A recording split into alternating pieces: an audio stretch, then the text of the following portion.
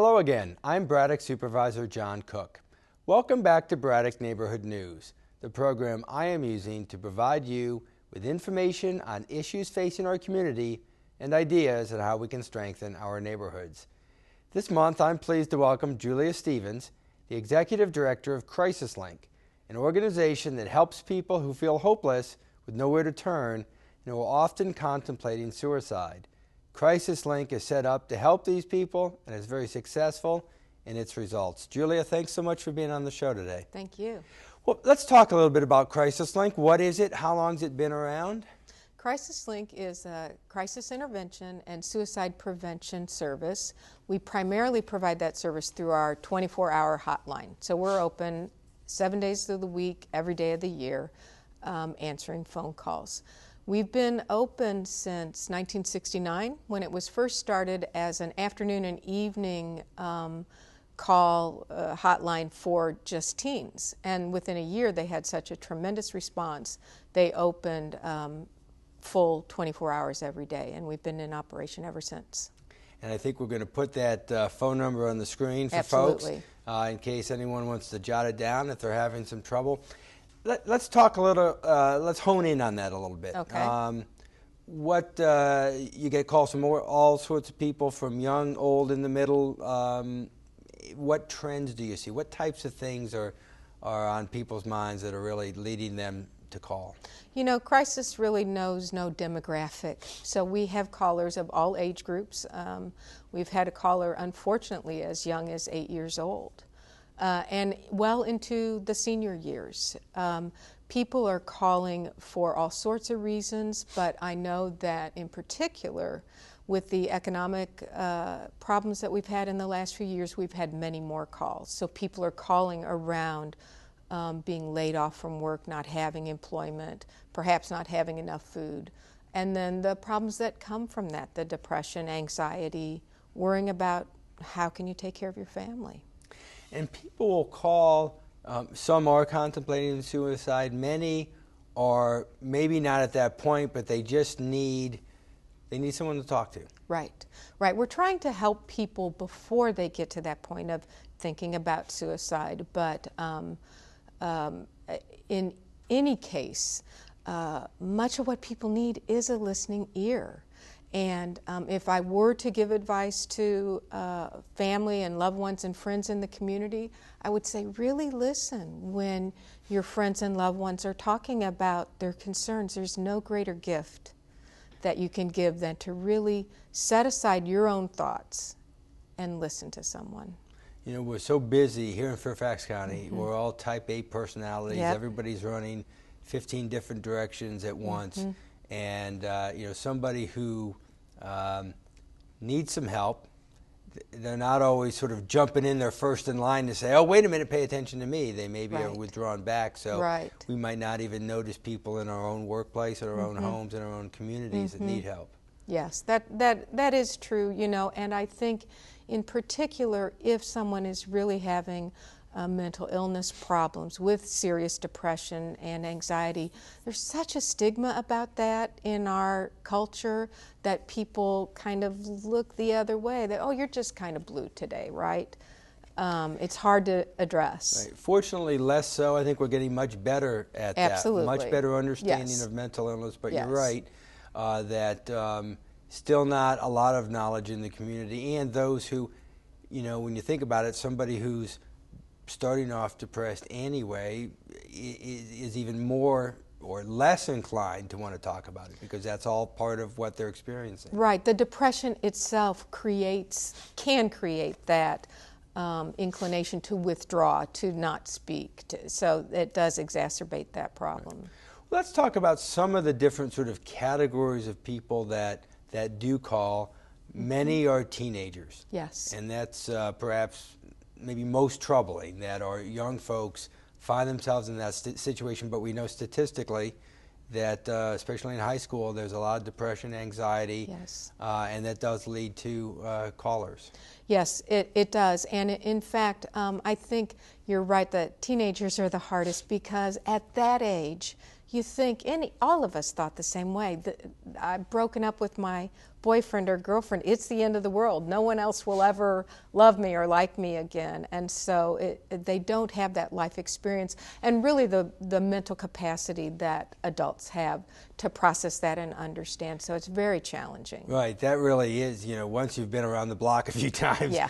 But and people have a better ability, but to handle situations, but our youth don't. And, That's right. And that really creates and there's a lot of stress in our culture here in Fairfax County. A lot of people who feel driven for excellence and driven beyond really what they're reasonably capable of doing. Or perhaps at the age that they're at. I don't remember having to think about in early high school or even junior high, what did I want to be when I grow up? Where was I going to go to school? Right. And there's so much attention on being highly successful and going to top flight schools that I think it adds a layer of stress that kids have trouble with sometimes. Especially since not everybody is in that category. There's Absolutely. Many great people, great kids who are going to have great lives. They're not going to go to UVA. That's right. And so when we have this culture of pressure, we're creating what can be a difficult situation. Let's talk about another group which many people don't realize is our veterans. Yes. Very high proportion of our folks contemplating suicide. I was shocked to read that while veterans are only 10% of our population, they're 20% of the people who commit suicide, and you get a lot of calls from vets. We do, and it's really a crisis of growing proportion. I don't know of any demographic or group that is having such an increase in suicidal thoughts and actual actions. 18 veterans a day are dying by suicide. 18 a day. In fact, the number of veterans who have died by suicide in the last decade is higher than all the casualties from the Iraq War and Afghanistan. And boy, we've in the really, last year is higher than the last decade of war. That's just an incredible statistic.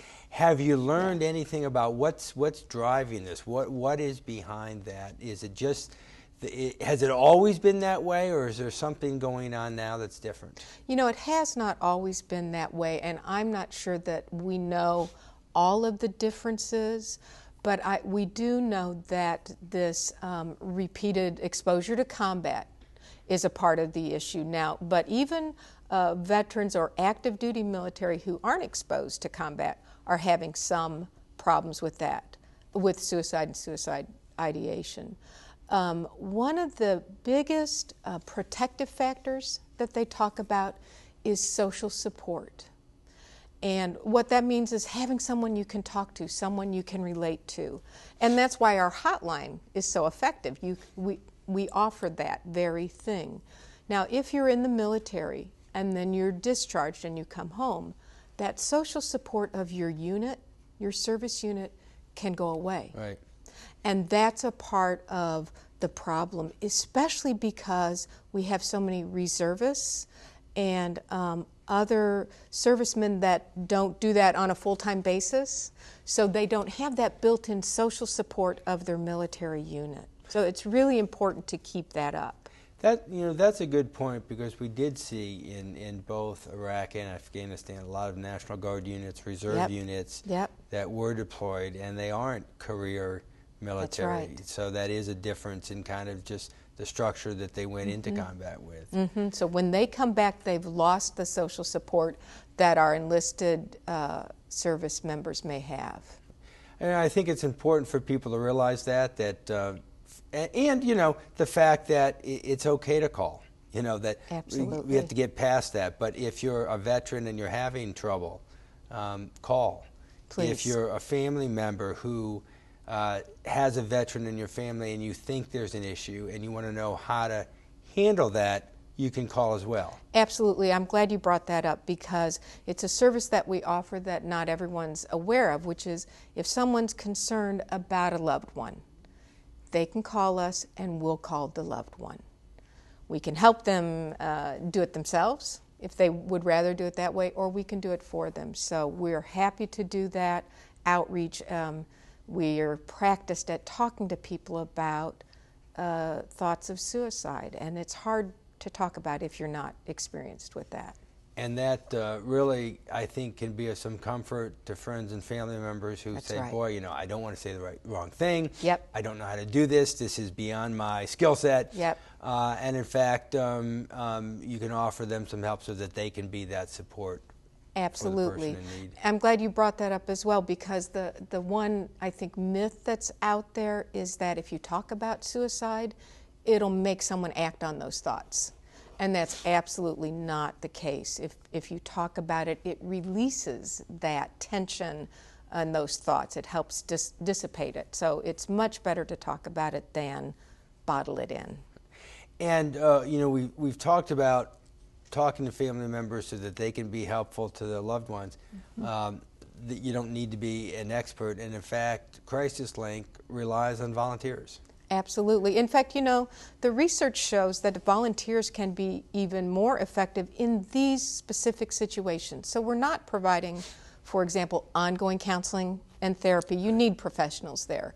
But intervening in a crisis can be done very successfully by highly trained volunteers. We have over 100 volunteers helping us answer our phones, again, 24/7.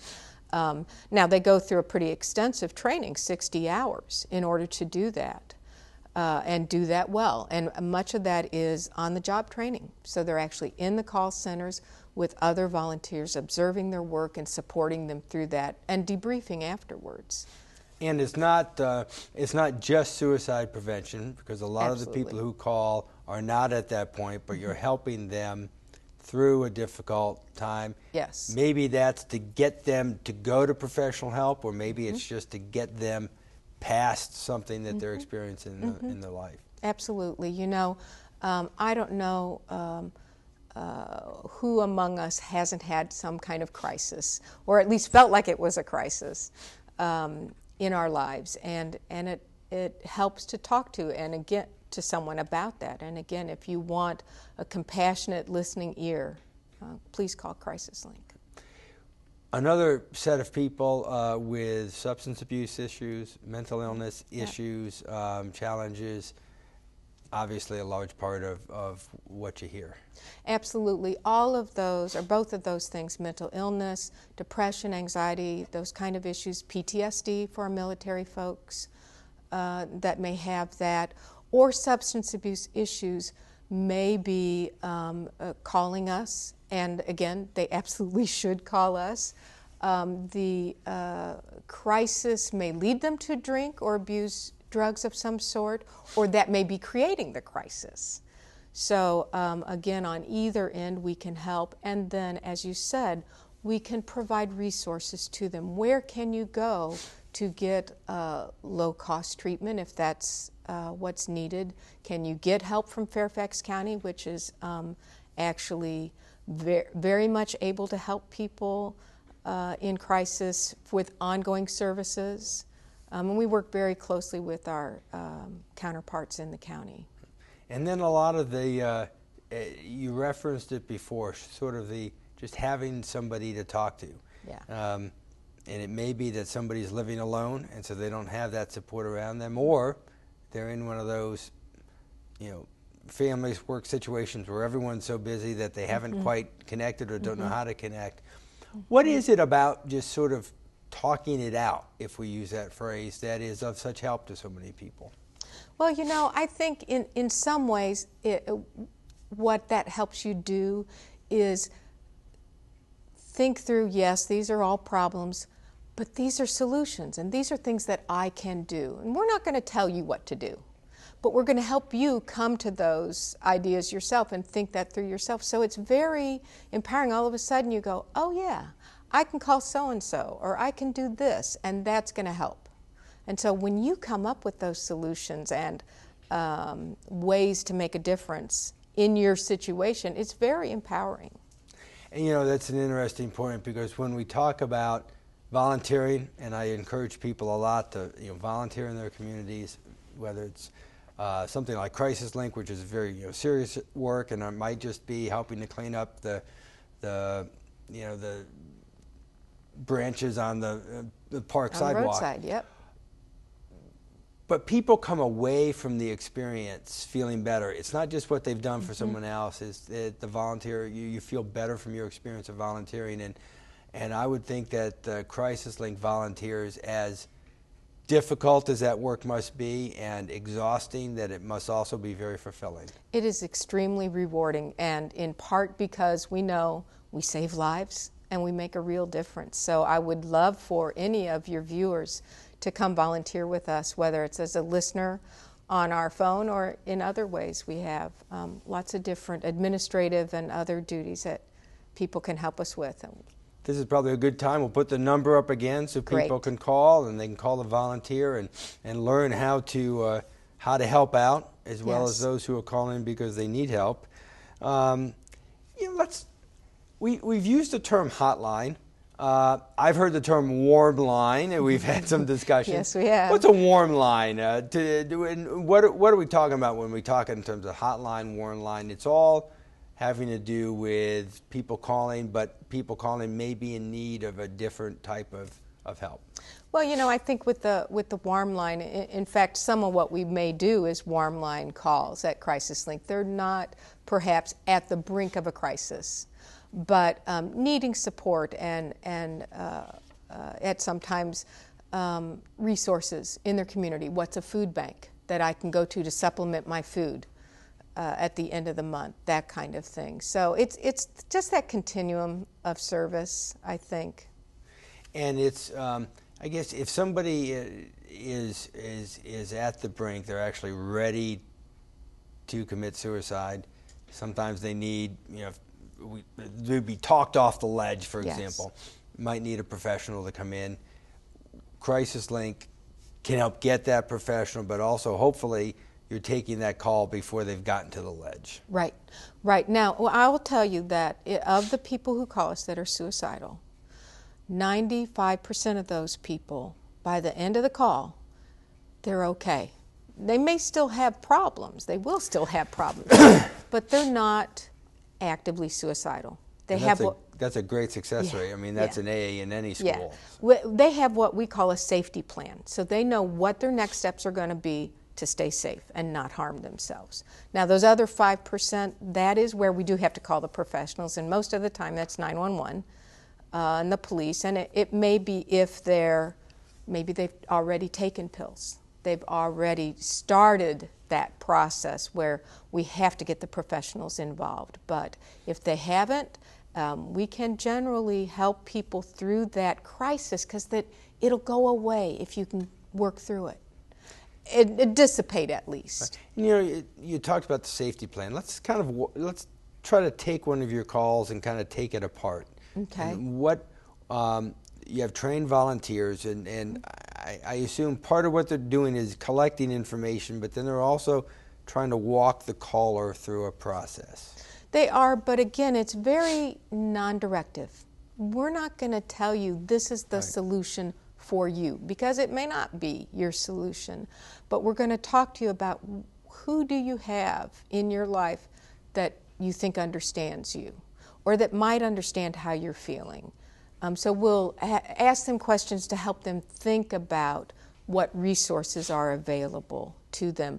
But a safety plan will probably contain elements like, I'm going to call my sister, and I'm going to talk to her and let her know what's going on and ask for her help. I'm going to make a medical appointment with my physician and get checked out to make sure that there's not a physical problem that's causing me to feel this way. I'm going to call my therapist and get in again if they're already in therapy, or psychiatrist for medication, that kind of thing. So they will end the phone call with very clear, concrete steps that they will take. On top of that, we'll call them back. We'll call them back the next day and say, okay, did you talk to your sister? Did you get that appointment made? Do you need any more resources that we can point you to? So we're following up with people to make sure that they stay safe. And that's important, that follow-up. Absolutely. We want to make sure somebody's not sort of saying what it is they're being told to say on the phone. They're not really there. You want to make sure that they're following through this plan. Yes. And I guess that's part of what a safety plan is. It's providing that hope that, oh, there is something else I can do, and you just need to get them walking down that path. When you're so depressed and so overwhelmed that you can't think straight sometimes. You can't think yourself out of a paper bag, my dad used to say. And this helps people take a little step back and start thinking clearly about those alternatives. Yeah, so people don't see alternatives when they're in crisis. So helping find alternatives, I think, is really empowering and hopeful, inducing. Right. You know, one of the other, we were talking about different groupings or classifications of people that, that call seniors. Oh, I'm glad you brought up our seniors. And, you know, you sometimes think with all the life experience that, oh, gee, you know, what's the issue? But we do have a problem with our seniors who, in fairly significant numbers, are needing some help. Yes, we do. And, you know, I think for our seniors, you're right, they have that life experience of emotional crises and handling those probably more than younger people. And if they're contemplating suicide, it may be more related to medical problems and chronic pain kinds of things, where they're not receiving the physical help they need and feel like they can't go on. Yeah, that as we develop better medicine and people are living longer, but there are problems with pain and dealing with lots of medication. People just say, I'm taking medication, going to the doctor all day. Yep. And that can lead to depression. Yep. And the side effects. Side effects of medication, good point. And living alone. Yes. Yes. One of the services we offer we call caring.